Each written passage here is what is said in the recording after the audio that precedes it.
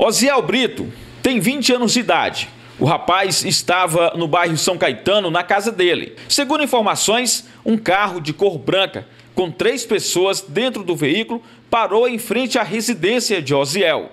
Um dos criminosos invadiu a casa e efetuou vários disparos de arma de fogo contra o rapaz. O criminoso, após atirar contra o jovem, retornou ao veículo e fugiu com os comparsas.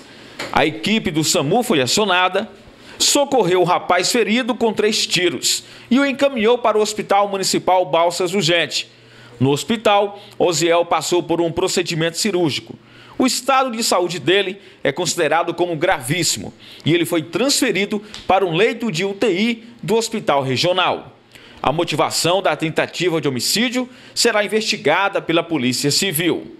A PM ainda fez rondas, mas não conseguiu localizar os criminosos que atiraram contra Osiel.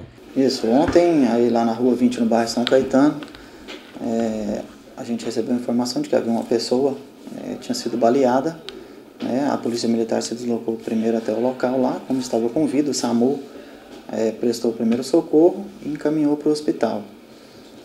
No local lá, já de início a gente conseguiu recolher alguns fragmentos e projéteis também que foram recolhidos, vão ser encaminhados para a perícia. Foram identificadas algumas testemunhas, algumas relataram um veículo também envolvido aí, que o autor teria descido de um veículo e atirado na vítima, no momento em que ela estava na rua.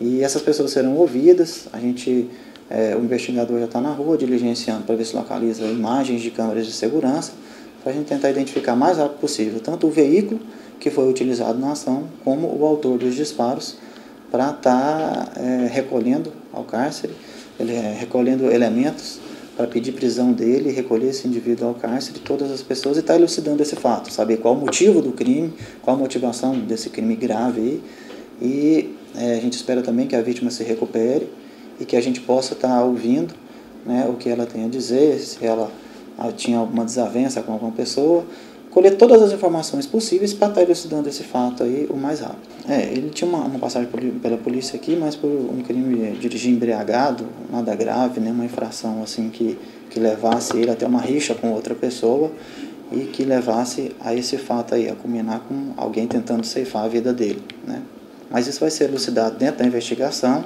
que a gente espera concluir o mais rápido possível.